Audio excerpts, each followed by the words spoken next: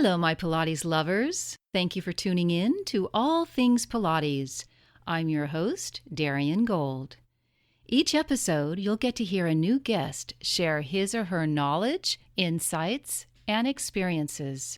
Together, we explore the ongoing evolution of the Pilates method, as well as its connection to other modalities, such as gyrotonic, yoga, podiatry, and chiropractic. I now present to you the many aspects of this beautiful, complex, and life-affirming discipline.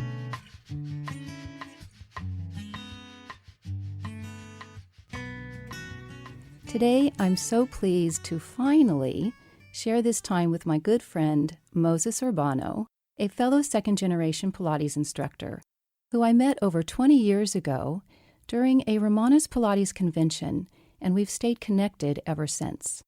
And why not?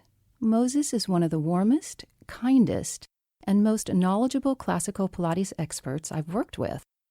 Moses is known for his dynamic hands-on approach to teaching classical Pilates, and with his easygoing manner, it's understandable why he's sought-after instructor for Pilates training events and workshops.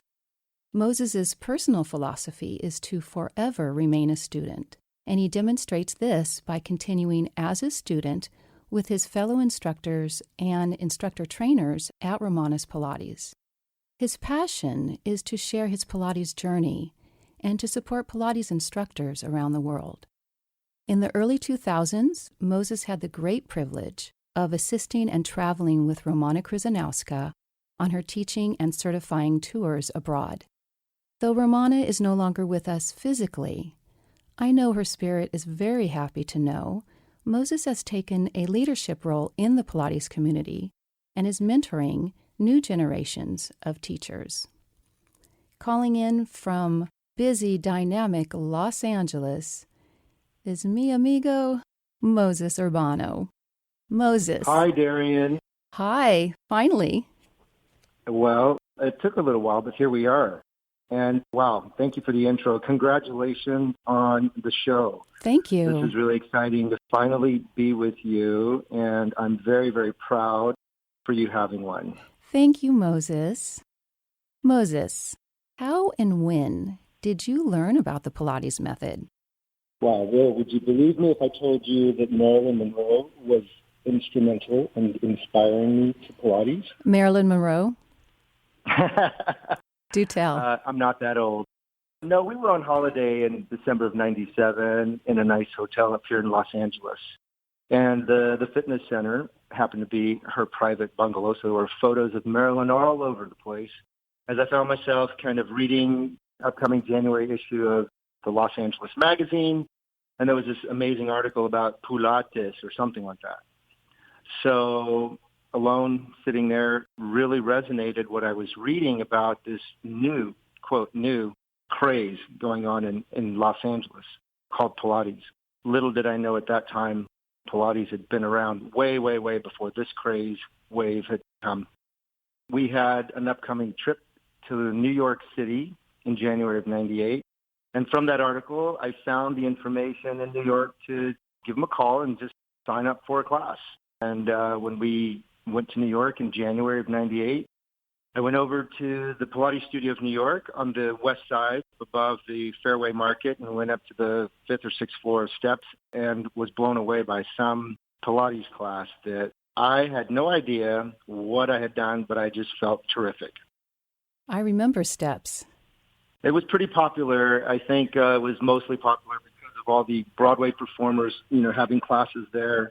But the Pilates studio had partnered with the physical therapy clinic there that was also located in Steps, and that's where the studio was that I had my first introduction to Pilates, and it was really fantastic.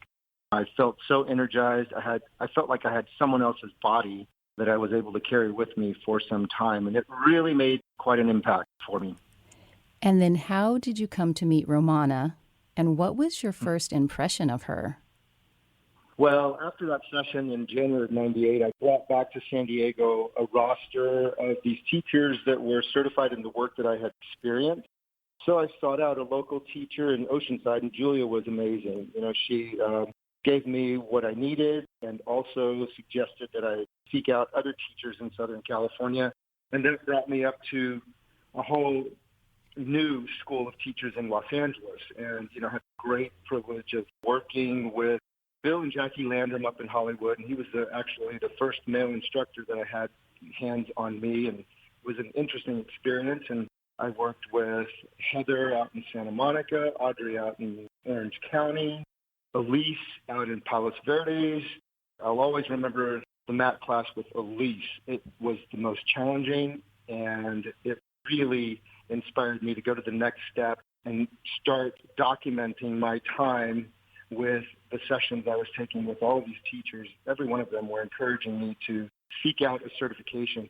That really wasn't my intention at the time. I was just enjoying the fitness of the Pilates movement. Moses, before Pilates, were you an active sports guy? Well, I've always been, a member of the local gym. I had a 10-year career in sales and marketing. So I was selling janitorial supplies from a Southern California-based janitorial supply company. And one of my largest clients was in Los Angeles, and it just happened to be a chain of health clubs. And I was able to work out at the gyms for free. I've always known that fitness was important for my overall health, physically and mentally. Okay, Romana, how'd you get to her, and what was it like?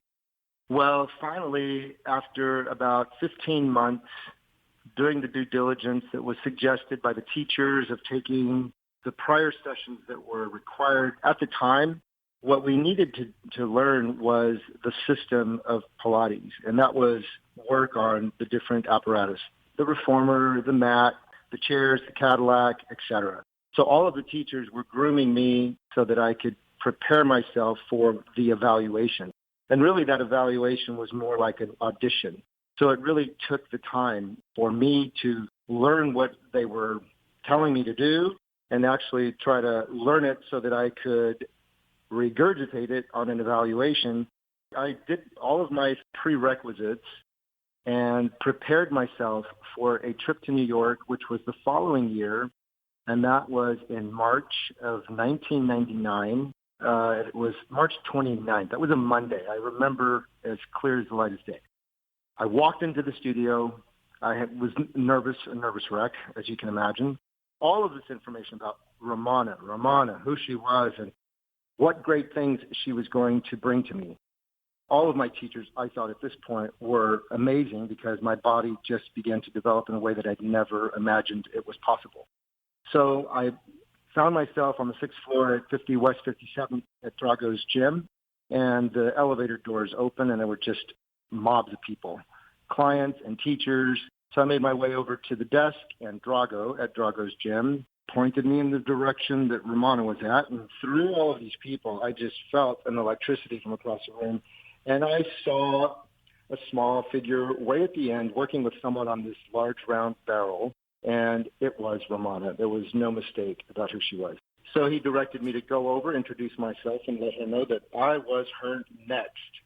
Anyone who was at Drago's gym knows what that whole experience must have been like, but it was truly something I had never experienced in my life.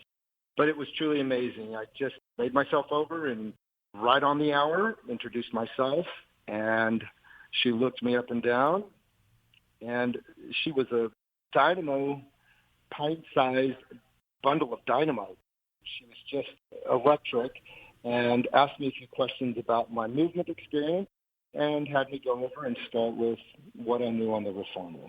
And from that moment on, it was just easy peasy. And I don't recall anything that we did, but I remember I had one of the most challenging experiences doing Pilates as I had experienced up to that point ever. So it was really a special moment.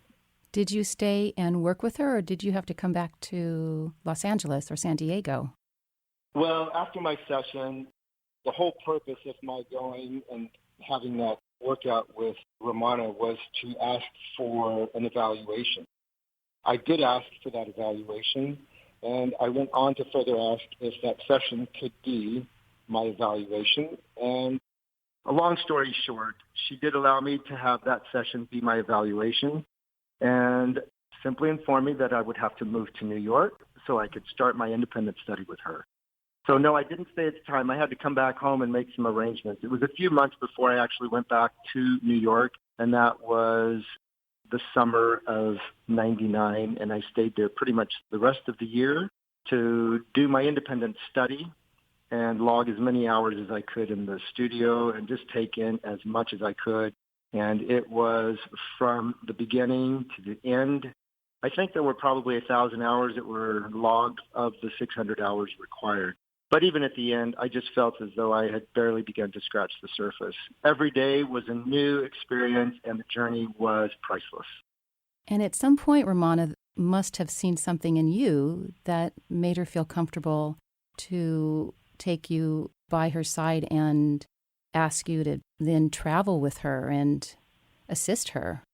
There weren't many other students in the independent study program. There was, the way the program was structured, you could do some of it downtown, some of it on the Upper West Side. The independent study required me to just be at Drago's gym. So I think I had, in addition to a lot of one-on-one time with Romana, being at the studio where she taught every day also allowed us to build a friendship that was quite lovely, and I was able to get so much more that I was often called to demonstrate and go and assist in different ways. So I think in that process, it just was natural for upcoming travel for her to ask if I might be available, and I was, and thank God I was, and it was quite an enriching experience. Can you share any stories about your experiences with her? When we traveled to any continuing ed or any workshop, there really wasn't an agenda or schedule that was reviewed before we got there. The work was done daily. We had work we did on each apparatus in the studio all day long. So it was mostly, an evaluation, a quick assessment that Romana made, wherever the workshop was or continuing education class was. And on her assessment, the work to be done was laid out, and it was just so quickly done. And we were all just students and teachers, apprentices, were all called upon to just participate in the movement. Not too much discussion. She wasn't a real fan of having notes taken as much as she wanted people to have their attention on the movement, and notes could be taken later, which I completely understand today, in retrospect, why that was. I think, many of us were inclined to go back to our corners and take as many notes as we could. But in that process, we were missing so much more that was also going on. Moses, in your bio, you speak about being a forever student and continuing to learn Pilates from our fellow teachers. What is it about Pilates that has kept you inspired all this time? Well, being in the fitness business, the more bodies I see and the more time I have one-on-one with my clients, each day is really a new opportunity for so many levels of growth. And what the Pilates system has taught me is really focusing on that foundation and being aware of it, structurally our feet, building from there on a daily basis, and just knowing all of the tools I have available to me for myself personally transcends to everything that I see that I might need to do for my clients the moment they walk through the door. Even though the work may seem as though it's the same, it truly is never the same. And I love working with Shari over at Romana's Pilates. She's an amazing teacher. Shari Mejia Santos is Romana's daughter. And any opportunity that I have to go and work with Shari is always just a new gift emerges. And to see the teachers that are also going through their apprenticeship and the evolution of the teachers over the last 20 years has really been educational for me. And I'm always eager to see the progress and how quickly the progress is for each body that I'm seeing in the studio, especially in the apprentices that are coming in and are required to have more time in the studio. So it's never, never boring for me. And that's the source of your inspiration?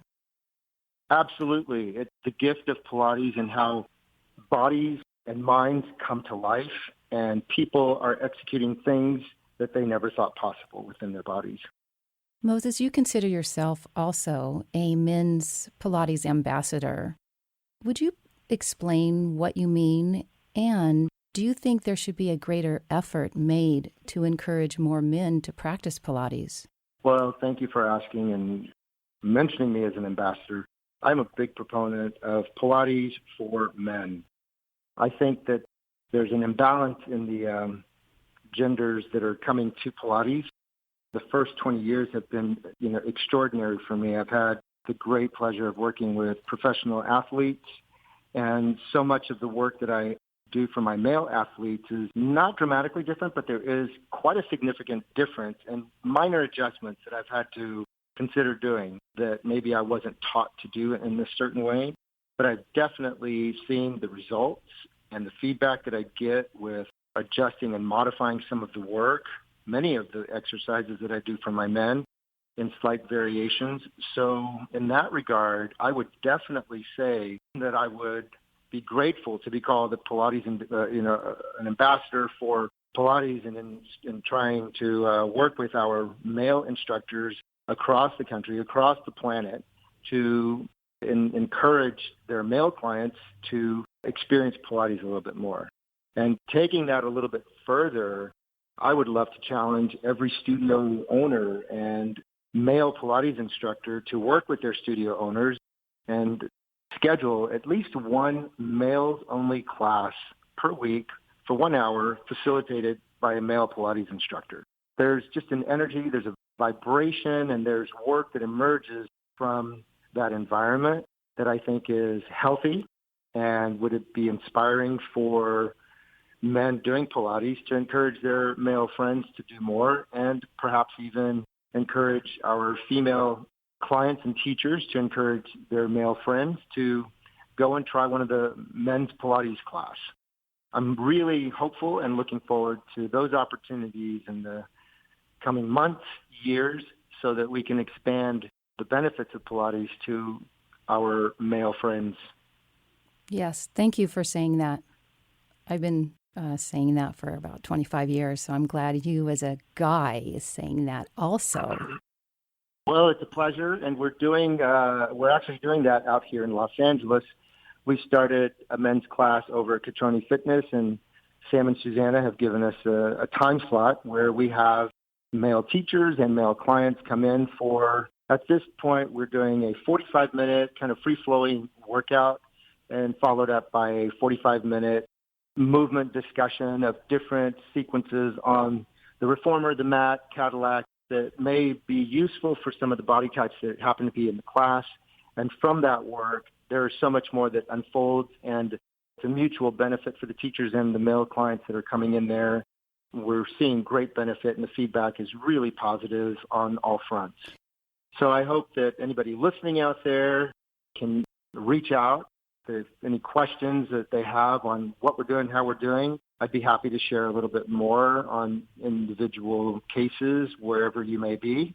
It would be my honor to help in any way that I could for that. Can you give a quick example of an exercise on whichever apparatus that you've had to modify for the athletes that you've been working with? Sure. Long stretch is a perfect one. Long stretch. Oftentimes I'll move the gear second or third where I have to, just so the body can get in an inclined plank position. Anyone that knows is familiar with the reformer. Well, you're not on a stable ground. You've got the platform and springs that are below, and it just allows me to put larger bodies and make the modifications so that I can get their bodies in an optimal skeletal structural position so that the muscular structure of that skeletal system can be supported, and we can execute the exercise with maybe a little bit deeper connection. Often the feedback is positive, and the most popular feedback from that particular exercise is, wow, this is great. I don't feel like I'm going to fall over the foot bar going forward. So that's just one example, and there's so many more that are on the mat, stomach massage, also on the reformer, and footwork. Interestingly enough, that's one that really sets the stage for where we go with any work on the reformer. And often I find myself with my athletes and taller figures of taking the gear bar out to second or third and we just go from there. Though Romana is no longer with us, do you or would you like to continue her legacy and certify teachers? Well, I think there are frankly enough certification programs out there. I think we actually may have reached a saturation point a few years ago. I don't think that I need to have a certification program personally to foster Romana's and Joe's legacy in Pilates. My hope is just to be the best and safest teacher that I can, inspire those teachers and apprentices or students that are interested in learning more of my experience and my journey to help enhance where they may be in their journey in Pilates. There's so many varieties and offshoots that are out there. The program that I did 21 years ago has been replicated, and there are many, many variations out there with many, many wonderful, amazing teachers offering their versions of their certification programs. And if I can help them in shaping what it is that they're doing, I think there's more than enough work for me personally out there. So I absolutely see no need for me to create any kind of a space where I think that I would need to certify teachers. You need to have a busy studio with at least 4 top-notch teachers teaching daily. A commitment from the apprentices that would be there at least a minimum of 4 hours per day. 6 to 8 would be ideal. Again, the industry has changed. There are many fitness instructors that are coming in and doing programs that are a little bit more abbreviated, that are a little bit faster track. So I would much rather focus on preserving my perspective and the way that it was given to me with those timelines. I'm happy to progress people if I see the principles that were given to me in their work, and we just go forward from there. It's really quite extraordinary what I see out in the industry. And there are so many strong bodies that are coming to Pilates. I've really had to be on my game to meet their challenge. There's plenty of work for me to do. Moses, what advice do you have for Pilates instructors who are coming in to our profession? They may have a fitness background, but they haven't had the depth of work that 10, 20, 30, 40 years that we've had. What advice do you have for them? Well, my advice would be, first, try not to explain Pilates. It's a journey, and it's a journey of discovery. Every movement doesn't require an explanation. I have to remind myself that, every day as well, because there's oftentimes an inquiry. So my suggestion would be not to talk so much, to keep people moving. Work in a studio where there are other teachers that you can observe, and so that they can observe you teaching, and to welcome the feedback of those other teachers, not at the time of your session with your clients, but later when you have a moment. If you're in a studio and you've had teachers that you're observing, I think it's very healthy to have questions back and forth. And one final thing that I would definitely offer new teachers is know why you need to touch a client and make sure that your verbal and tactile cues are in sync. We see a lot of things that may need correction, but not all of these things require a hand to make that correction. So just be cautious in that regard. That's very good advice. Thank you. With the little bit of time we have, Moses, I know our listeners want to know, what is your favorite apparatus and why?